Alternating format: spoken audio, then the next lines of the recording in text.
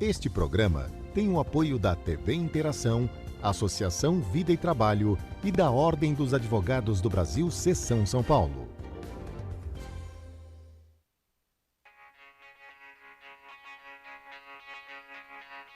A limpeza urbana representa, em média, a terceira maior despesa dos municípios brasileiros, ficando atrás apenas da saúde e da educação. Mesmo assim, muitas cidades ainda não têm serviço de limpeza urbanos adequados. E quando os resíduos não são tratados de maneira correta, a contaminação do meio ambiente e da população é certa. Mas como saber se a sua cidade está tratando de maneira correta o lixo? Com o objetivo de avaliar o grau de adesão de uma cidade às metas da Política Nacional de Resíduos Sólidos, o CELUR e a PwC criaram o Índice de Sustentabilidade de Limpeza Urbana. Esse índice é a ferramenta que acompanha a evolução dos resultados, do planejamento financeiro e das metas das gestões municipais.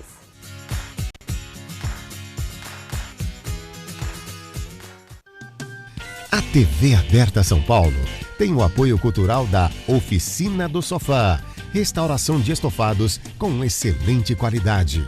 Para mais informações, ligue 0 Operadora 11 5184 0308 ou confira nossos modelos pelo WhatsApp 0 Operadora 11 99697 3600. Venha nos fazer uma visita. Rua Pires de Oliveira, 1202, Chácara Santo Antônio, São Paulo.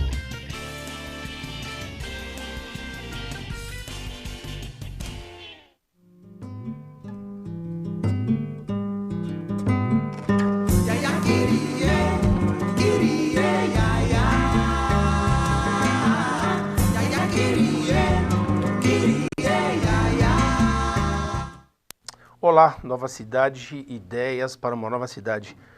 A gente sempre procura aqui no programa tratar dos problemas, de busca de soluções para os problemas das cidades. E, sem dúvida, o bairro de Pinheiros é o bairro que, de certa forma, aponta as tendências para onde a cidade vai acompanhar. E para tentar entender essas tendências que a cidade seguirá, temos aqui o prazer de receber João Grande, subprefeito de Pinheiros. João, estamos tentando trazer o João faz tempo, só que a agenda dele está impossível. João, obrigado pela presença. Imagina, obrigado, Renato. Eu que agradeço aí pelo convite, pela oportunidade e aproveitar para parabenizar aí a TV Aberta, a maior TV comunitária do Brasil, o trabalho desenvolvido aí há mais de 20 anos. Parabéns, obrigado, Renato. Legal. João, você foi candidato, você é do Partido Novo. Exato. Veio da iniciativa privada. E qual o diagnóstico que você faz, João, antes de começar a entrar mesmo na questão do bairro de Pinheiros? Como que você vê a questão nacional, aí, essa turbulência? Como é que você enxerga isso aí? Pois é, Renato. Eu acho que a política ela vem mudando bastante nos últimos anos. Eu acho que tem atraído novos quadros, novas lideranças, novos partidos que vêm surgindo aí com propostas, com princípios, com valores diferentes da velha política, né? Se a gente fizer uma análise aí, há não muito tempo atrás, há cerca de 5, 10 anos atrás, quando que a gente ia imaginar, não é, um ex-presidente preso, né, grandes empresários como Odebrecht, como Eike Batista, enfim, desde o Mensalão, depois o Petrolão, todo esse movimento que ocorreu nessa última década, eu acho que tem mostrado e comprovado que, de fato, as instituições funcionam. Eu acho que é um recado que tem sido passado para a sociedade. Eu acho que é um momento de transição importante que o Brasil está vivendo. Não só o Brasil, como o mundo. Eu acho que acabou a fase da corrupção. Claro que é muito difícil você eliminar totalmente a corrupção, mas eu acho que tem melhorado bastante a política e novas lideranças surgindo aí. De fato, eu fui candidato ano passado pelo Partido Novo, fui candidato a deputado federal. Eu venho da iniciativa privada, sou advogado, atuo há quase 20 anos na área do direito empresarial, com contratos, fusões, aquisições de empresas, investimentos externos, e decidi contribuir de alguma forma com a vida pública. E para isso eu me candidatei o ano passado pelo Partido Novo, não fui eleito, foi uma experiência muito bacana, muito gratificante, mas agora estamos aí na subprefeitura de Pinheiros. Realmente é um grande desafio que vem acompanhado de muita responsabilidade Estamos lá tentando desenvolver práticas novas, trazer práticas da iniciativa privada para o poder público. É um choque grande, Renato. Eu confesso que não é fácil a gente que está acostumado com a iniciativa privada se deparar com aquela burocracia, os entraves, é muito engessada a atividade do Estado. Mas, na medida do possível, nós estamos tentando implementar boas práticas, novas práticas, principalmente no sentido de tentar desburocratizar a atividade empresarial. Agora, João, eu fico pensando, você assumiu vindo da iniciativa privada e já assumiu em janeiro, quando o carnaval, se não foi cedo, como é que foi a experiência? O mundo caiu na cabeça. Foi uma loucura. A gente realmente foi nomeado no final de janeiro, há cerca de um mês do carnaval, e foi um desafio, realmente. Isso já vinha sendo planejado, o carnaval já vinha sendo planejado há meses atrás, desde o ano passado, muito antes de nós assumirmos a gestão. Mas o Carnaval de São Paulo, eu diria que hoje já é o maior carnaval do Brasil, sem dúvida nenhuma. A estimativa esse ano foi que movimentou a economia em cerca de R$1 bilhão. 1 bilhão? R$1 bilhão, quer dizer, é muito dinheiro que injeta na economia. O setor hoteleiro, por exemplo, teve praticamente 100% de ocupação na região central da cidade, em outras regiões também bastante ocupação. E é um fenômeno, né? O Carnaval de São Paulo, há pouco tempo as pessoas saíam de São Paulo, né? Iam para o interior, iam para Minas Gerais, iam para outras cidades. Hoje não só as pessoas ficam em São Paulo, como muita gente vem de fora para curtir o Carnaval de São Paulo. E nós montamos uma comissão ampliada de Carnaval para executar tudo aquilo que havia sido planejado ao longo de meses, tanto pela Secretaria como pela gestão anterior na subprefeitura. Para você ter uma ideia, Renato, envolve uma série de órgãos públicos, além da Secretaria, da Subprefeitura. Nós tivemos inúmeras reuniões lá envolvendo a Polícia Civil, a Polícia Civil, a Polícia Militar, a GCM, a CET, a SPTrans, a SPTures. É uma série de órgãos que juntos buscam conciliar os diversos interesses dos atores envolvidos no Carnaval. Porque acho que esse é o grande desafio do poder público, justamente conciliar, equacionar todos esses interesses. Porque há uma série de reclamações, principalmente dos moradores das regiões. Tinha uma polêmica na Vila Madalena, como é que foi resolvido isso aí? Pois foi contemplados os pleitos do pessoal da vila? Alguns deles, sim. Claro que a gente sempre busca um bom senso, uma conciliação e nunca um embate. A ideia é sempre buscar o meio termo, conciliando esses interesses, não só dos moradores, que de fato têm as suas reclamações legítimas, porque são os maiores impactados, mas também aos interesses dos organizadores de blocos, dos foliões, daqueles trabalhadores que estão naquele evento do carnaval, às vezes alguns que tem ali uma oportunidade de melhorar um pouco a sua renda até para o ano. A gente vive num país em crise, ainda temos cerca de 13 milhões de desempregados. Então, de fato, é um evento, foram 8 dias de calendário oficial de carnaval. Nós tivemos o pré-carnaval, o carnaval e depois o pós-carnaval. E isso a gente também precisa olhar o lado econômico, na medida em que isso aquece a economia, isso gera emprego, gera renda, gera recolhimento de tributos. Então eu acredito que realmente nós tivemos um grande sucesso no Carnaval. A Vila Madalena é uma região que é muito afetada. Lá nós instituímos algo que já vinha ocorrendo ao longo dos últimos anos, que é a chamada ZAI, uma Zona de Atenção Especial, justamente pela invasão que acaba ocorrendo na Vila Madalena, por ser um bairro, já historicamente um bairro boêmio, mas que tem uma ocupação que às vezes não é sadia. Isso acaba incomodando não só os moradores, mas também o comércio local, os donos de bares e restaurantes e aqueles frequentadores tradicional da Vila Madalena. Agora, João, tem alguma, não sei se é cedo falar nisso, mas tem alguma alteração assim significativa em relação ao Carnaval do ano que vem? Porque, na verdade, o que aconteceu, pelo que a gente ouviu falar, tinha muita demanda para desfilar em Pinheiros. Todo mundo queria desfilar em Pinheiros, é isso? Esse era teve que ter uma distribuição, não é isso? Verdade. A estratégia da prefeitura esse ano, Renato, foi justamente talvez um pouco em função da experiência a vida no ano passado, foi no sentido de tentar descentralizar o carnaval, porque nós temos blocos com milhões de pessoas, bloco com 1 milhão de pessoas seguindo. Então a estratégia da prefeitura foi que os grandes blocos ocorressem simultaneamente em cantos opostos da cidade. E acreditamos que essa experiência foi bem sucedida. Realmente nós conseguimos diminuir um pouco os problemas, mas a região de Pinheiros certamente é uma das mais procuradas, né? Sim. Os blocos querem estar aqui, os foliões querem vir para cá. Mas a prefeitura conseguiu sim abraçar e receber todos aqueles que se dispuseram a andar de acordo com as regras da prefeitura, né? Que não eram muitas, era no sentido de providenciar segurança, atender algumas normas que foram estabelecidas. E tivemos mais de 120 blocos na região de Pinheiros, para você ter uma ideia, com quase 130 desfiles. Alguns blocos desfilaram mais de uma vez, né? Entendi. O programa Nova Cidade de hoje entrevista João Grande, subprefeito de Pinheiros. Ô, João, no começo da conversa você falou sobre a sua origem na iniciativa privada. Você vê algum uso das suas práticas na iniciativa privada que você tenta implantar na sua gestão?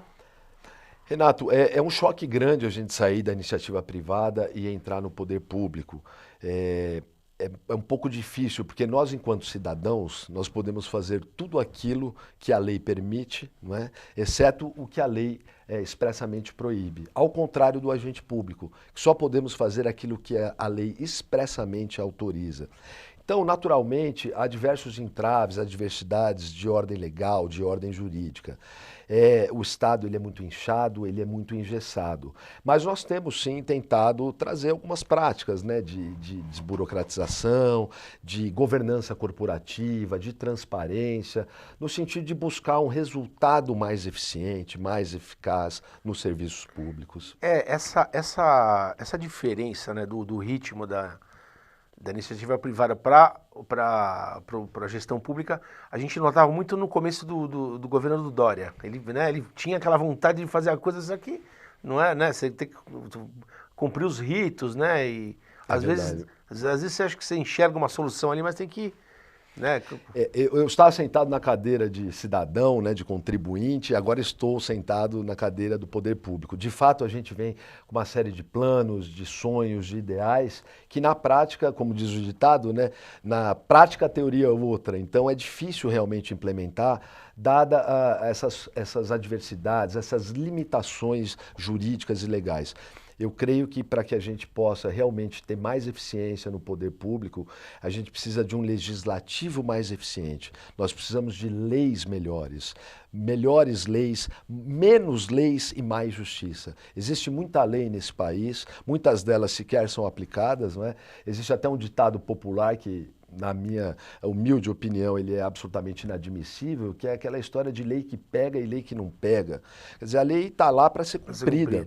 Então nós precisamos de um legislativo que realmente produza leis eficientes, que tenham leis mais objetivas, para que o Poder Executivo possa atuar de forma mais eficiente. Legal.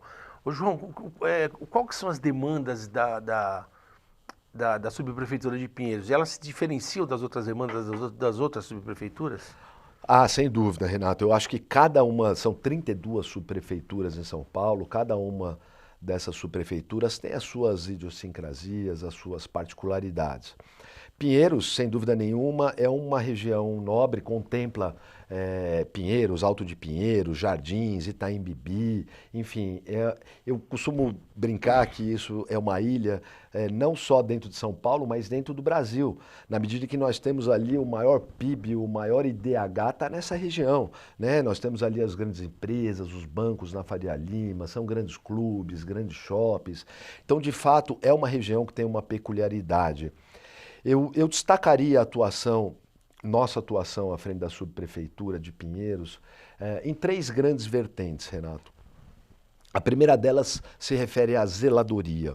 Então, o prefeito Bruno Covas está muito sensível à questão da zeladoria da cidade, que precisa de uma melhora, né, que é justamente aquela sensação que o cidadão tem de estar numa cidade bem cuidada. Para isso, o prefeito Bruno Covas está investindo pesadamente em recursos humanos e em recursos financeiros. Em recursos humanos, na medida em que ele trocou grande parte do time da subprefeitura. Esse ano, no começo do ano, eu assumi em janeiro e junto comigo uma série de outros subprefeitos. Então há aí um ajuste no time. E recursos financeiros. Havia uma estimativa de orçamento de cerca de 500 milhões de reais para esses últimos 2 anos de mandato, que foram triplicados só para a zeladoria. Então hoje nós teremos disponíveis 1,5 bilhão de reais para a zeladoria. E zeladoria contempla a grande parte dos serviços públicos.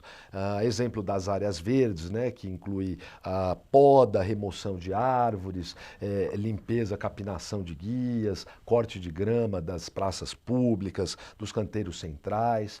Envolve também limpeza de bueiros, de bocas de lobo, envolve o tapa-buracos, enfim, todos os serviços relativos à zeladoria da cidade. Eu acho que essa seria uma grande vertente, uma grande missão de todos os subprefeitos. A segunda delas, Renato, eu acho que é um diálogo, uma comunicação muito próxima com os munícipes, com os cidadãos. Isso tem se dado por meio das entidades da sociedade civil organizada. Então, por exemplo, lá na subprefeitura de Pinheiros, nós participamos de 4 consegues, que são os conselhos de segurança. Nós temos lá o Conselho de Pinheiros, do Brooklyn, do Jardins e do Itaim, são 4 conselhos. Além disso, eu participo do CADES, sou presidente do Conselho Ambiental de Desenvolvimento Sustentável, participo do Conselho do Parque Vila Lobos, do Parque do Povo, enfim, são vários conselhos que são da administração direta. Além disso, são as associações, são as inúmeras associações de bairro, associações de bares e restaurantes, associações de moradores, associações mistas, enfim, todas essas entidades da sociedade civil organizada, que nós estamos mantendo um diálogo bastante próximo, porque evidentemente que o prefeito não tem como atender 10, 12 milhões de pessoas, e nem o subprefeito tem como atender 300 mil habitantes que compõem ali a região da subprefeitura de Pinheiros. Então é natural que essas entidades possam representar outras pessoas e de alguma maneira disseminar tudo aquilo que é realizado e discutido no âmbito dessas entidades, associações e conselhos. E por fim, Renato, eu destacaria a nossa missão de fazer a articulação entre os diversos órgãos da administração pública. Então, o cidadão, o munícipe, quando ele chega à subprefeitura trazendo alguma demanda de um tapa-buraco ou de alguma poda de árvore, ele quer ver, naturalmente, o problema resolvido. Mas nós temos entraves internos, adversidades. Por exemplo, às vezes um buraco que o cidadão acredita que a prefeitura pode ir lá com o nosso programa de tapa-buraco e resolver rapidamente, na verdade ele depende da SP Trans, porque esse buraco está numa faixa de ônibus e ali é um concreto, uma massa asfáltica um pouco diferente para ser mais resistente, porque passam veículos pesados. Então nós precisamos acionar aí a SP Trans para que ela promova esse serviço e nos traga um resultado, e aí sim nós voltamos ao cidadão. Uma poda de árvore, que às vezes parece simples, depende da chamada Enel ou Enel, que é a antiga Eletropaulo, que é uma concessionária de energia elétrica. Então nós precisamos que a Enel desligue aquela energia para que possa fazer a poda da árvore com segurança. E muitas vezes o cidadão, o munícipe, não tem conhecimento dessas dificuldades que ocorrem internamente. E ele quer o resultado efetivo, naturalmente. E essa é uma das missões nossas também, no sentido de promover essa articulação entre os demais órgãos e trazer o resultado efetivo para o cidadão. Ô João, nosso tempo já está quase esgotando. Eu queria que você me falasse, quando a gente vê reportagens aí sobre as novas modalidades de transporte, a gente vê sempre as reportagens feitas na ciclovia da região de Pinheiros, que é a que mais, parece que é a que tem mais movimento. Você acha que a questão da bicicleta chegou para ficar em São Paulo? Olha, Renato, eu acho que não só em São Paulo, como o mundo todo, está vivendo um período de transição no que se refere ao transporte, né? Temos aí a chegada dos chamados micromodais, né? Tem as bicicletas, temos patinetes, tem uma série de transportes, temos agora as ciclovias. Mas o fato é que a cidade vem sendo planejada ao longo de décadas para o automóvel, né? Foram construídas avenidas, ruas, e agora nós estamos num momento de adaptação, não só nós, como o mundo inteiro. Eu acredito que esse realmente é o futuro. Eu acho que temos muito espaço para esses novos modais, principalmente os micromodais, mas nós precisamos ter uma atenção especial com o mais micro e mais primitivo modal que existe, que é o caminhar, que é o andar, que é o pedestre. Então, ele é a parte mais frágil e é ele que nós precisamos, de fato, proteger mais. Eu acho que há espaço para conciliar todos esses modais. A região de Pinheiros realmente tem uma demanda muito grande, Faria Lima. Muitas vezes as pessoas vêm dos bairros distantes. Para andar aqui, acontece isso, né? Porque há a diversão, mas há também o transporte, que são situações bastante diversas, né? Uma coisa é a diversão, outra é o transporte. Então, às vezes, o trabalhador vem de trem, vem de metrô, até de outras cidades ou da periferia, e quando ele chega ali, ele pega um patinete, uma bicicleta para terminar. Normalmente são deslocamentos curtos, de cerca de 1, 2 quilômetros. Então, realmente, isso traz uma efetividade, ele é mais rápido, às vezes o cidadão está fazendo um esporte ali, né, fazendo aquele percurso de bicicleta. Então, eu acho que é uma tendência que realmente vem para ficar. Nós teremos um período aí de transição, de aprendizado. Eu acho que estamos todos aprendendo muito com isso, não só o poder público, os usuários, o mundo inteiro está aprendendo com isso. Mas eu acredito que realmente a gente deve caminhar e cada dia mais ter outras formas de mobilidade na cidade. João, como a última questão, o Pinheiros tem se transformado muito ao longo desses tempos, como eu te disse no começo do programa, apontando para algumas saídas que talvez sejam um modelo para o país. Qual que você acha que é a vocação de Pinheiros? Se pudesse fazer uma antecipação de qual que seria a tendência aqui de Pinheiros nesses próximos tempos? Olha, Renato, de fato, Pinheiros e Vila Madalena, enfim, Alto de Pinheiros, Jardins, Itaim Bibi, são bairros pioneiros, são bairros de uma região central da cidade que acabam naturalmente despontando com as inovações, com as novidades, principalmente no que se refere à tecnologia. Eu acredito que Pinheiros trará grandes novidades aí, principalmente no que diz respeito à tecnologia.